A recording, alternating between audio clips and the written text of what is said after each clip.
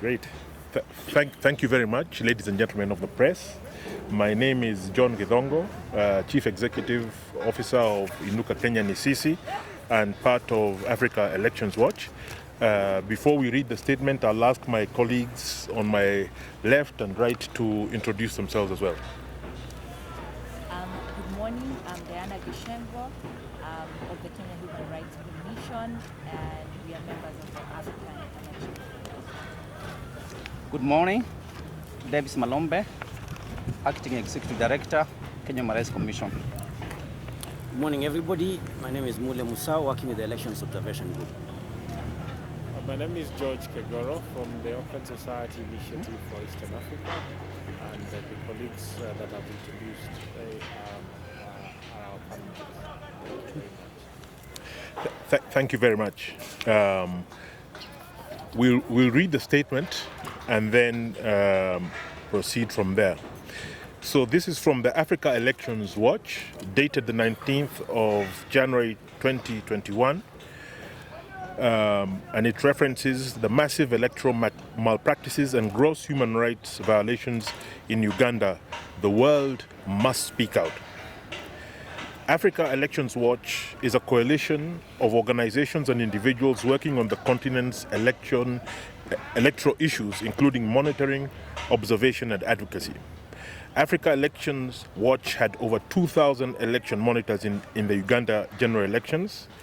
The coalition has documented widespread violations of human rights as well as deliberate disregard of the election process, and I meant human rights abuses. 4 days after the announcement of President Yoweri Museveni's win, we received information of the arbitrary arrest and illegal detention of 223 people, including Bobi Wine, in the post-election period in Uganda. This is in addition to reports of continued abductions and intimidation of opposition agents and human rights defenders. The African Elections Watch is now calling on Africa, and indeed the world, to speak out on the situation in Uganda. The announcement of Yoweri Museveni as the winner of the presidential election comes in the wake of widespread human rights violations that are already documented. President Yoweri Museveni and his administration have, among other things, mismanaged the elections, suppressed the right to freedom of expression through an internet and social media shutdown, used the security forces, including the military deployment, to intimidate members of the political opposition and their supporters ahead of and during the election. They've intimidated the media through state violence and direct intimidation of journalists personally. The state has also suppressed scrutiny and accountability through physical attacks, arrests, and other forms of coercion against opposition party agents, human rights defenders, and election observers. The outcome of this election would surmise that most Ugandans chose Museveni to continue leading the nation. But if that were the case, wouldn't these same Ugandans be on the streets and everywhere else celebrating this win? Would there be need for the military to restrain them? Or isn't that the reason for the massive military deployment and internet shutdown? Is the election result really Is the election really the product of the voice of Ugandans? Who is it that has spoken for them? Election data indicates that about 7 million Ugandans did not vote. The reason for their failure to vote have not been established. However, this is a massive number which speaks volumes. Further, the overall conduct of the electoral process was marred with flaws and calls for accountability. There are reports of delays of delivery of polling materials to several polling stations, reports of party agents being rejected at polling stations and being intimidated in others, failure of the BVV kits leading the Electoral Commission to resort to manual verification, which in itself would invite further scrutiny. Yeah, okay.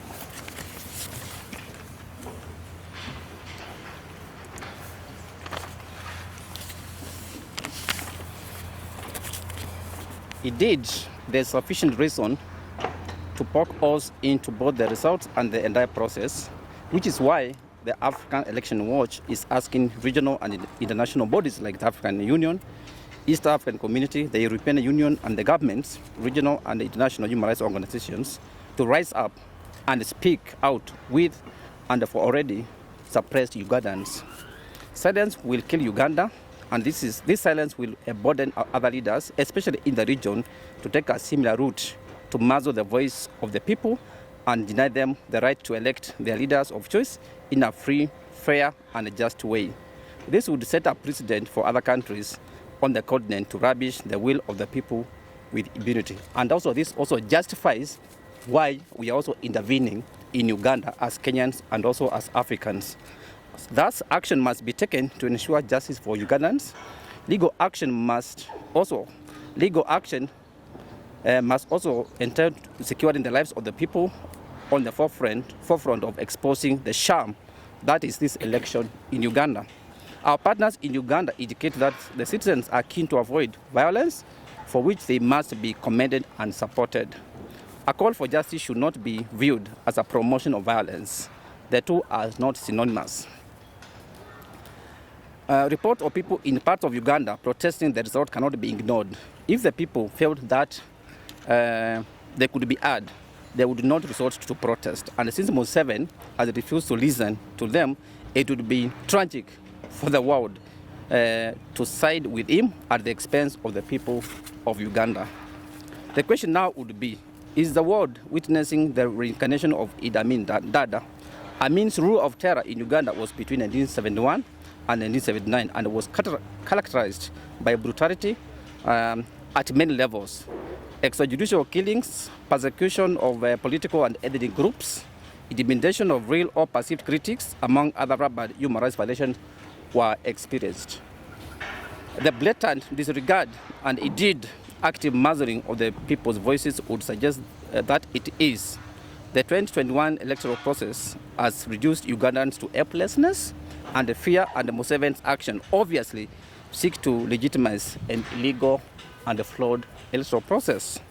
While the announcement of Museveni's win has been acknowledged in some quarters and by some governments, we must reiterate our call around the following lines. First, to the African unity, to urgently convene talks to restore democratic governance to Uganda, address the growing risk of contention in the Great Lakes and Horn of Africa region.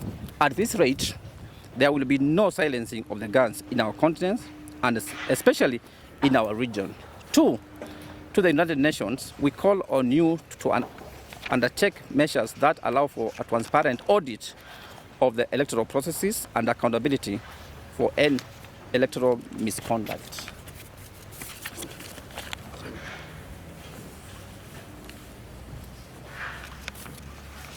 I'm just continuing from where Malombe has left. So 3, to the world leaders to demand for thorough and independent investigations against Uganda authorities for mass human rights violation and gross election offenses during the electioneering period, and ensure that the perpetrators are held accountable and that victims are granted access to justice and effective remedies. World leaders must now look beyond powerful national, political, diplomatic vested interests and take action against Ugandan authorities to ensure justice for Ugandans. To the governments of Kenya, Tanzania, Rwanda, South Sudan, Democratic Republic of Congo, we urge you to keep your borders open for any persons in Uganda who will be seeking asylum during this period, in due observance of your international human rights obligation to grant asylum. As civil society organizations from across Africa, we demand immediate and unconditional release of all the 223 detainees and unfettered access to family, legal representation, medical support, and essential supplies. Further, number 5, we demand full reinstatement of and access to communication channels of all persons illegally detained and held incommunicado. To all Ugandans, we honor your courage, your resilience, and stand with you in seeking justice and sustainable peace. The statement has been signed by Inuka Kenya Nisisi, Kenya Human Rights Commission, Journalists for Peace, Pan-African Lawyers Association, the Orecha Collective, Haki Africa, Muslims for Human Rights, Amnesty International, Article 19 East Africa, and the Elections Observation Group. We thank you.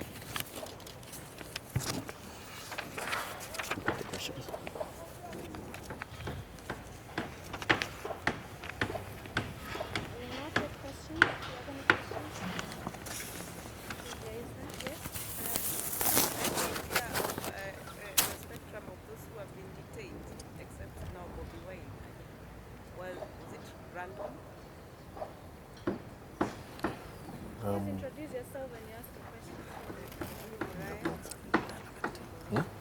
Take a number of questions. Okay. Maybe we can take, because it's hot in the sun, why don't we take a round of questions and then answer them? Is that okay? I know you also have to rush back to the newsrooms. Maybe we can take a couple more questions. We've gotten the first one, which I think Diana will handle. Any other question? Okay. Then Diana, let me let you sit here.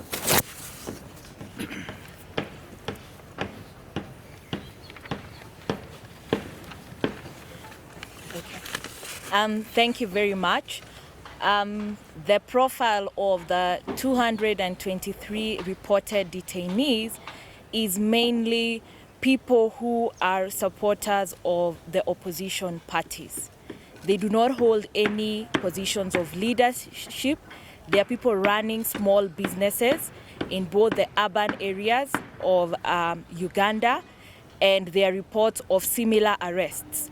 They are the mobilizers on the ground, and we have a few, other than Bobby Wine, then a number of MPs who have been arrested.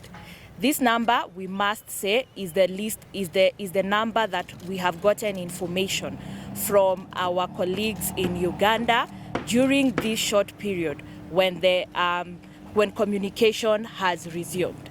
We anticipate that the numbers are much higher than this because they are getting very, very, very many incidences of many people who cannot be traced in their ordinary areas of residence and business.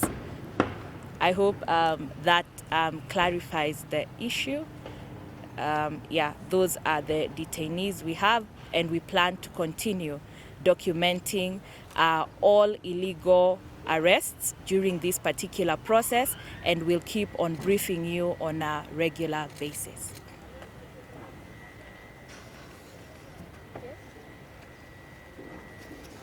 My question is on what's happening in the country. It's contrary to what we have talked about in Uganda, because I understand we must talk about Matokeo. There is a political debate going on in the country about dynasty and the Hustler nation. I'd like to understand from the civil society, because there are conflicting information and debate, that others are inciting, others are trying to mobilize those who feel oppressed. What is your take about that debate of Hustler dynasty? Does it pose any threat in our civil society? Then the last question, we had the president in his show and somehow say we can adapt the rotational presidents. The president is the symbol of national unity. Does that statement contradict what the Constitution says? And he said about being in control. But yesterday when we were speaking with some of the financial facilities, he said the country is losing at least 2 billion a day. And some of the people he's talking, is he in control?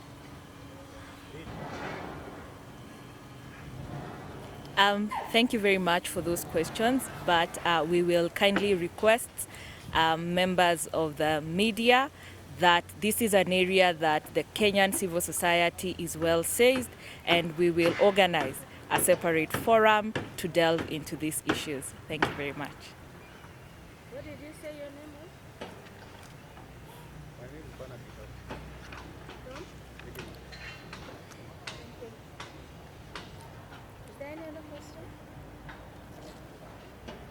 You say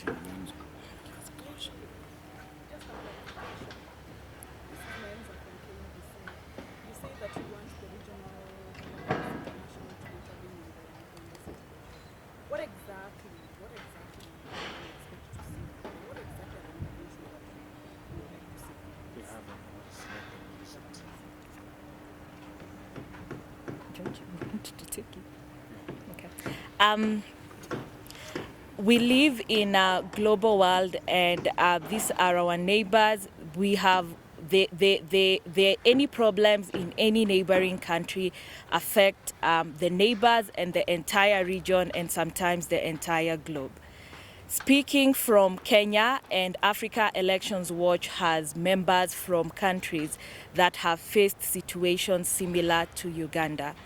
Kenya was able to benefit from regional and international support when we were at our lowest in 2007.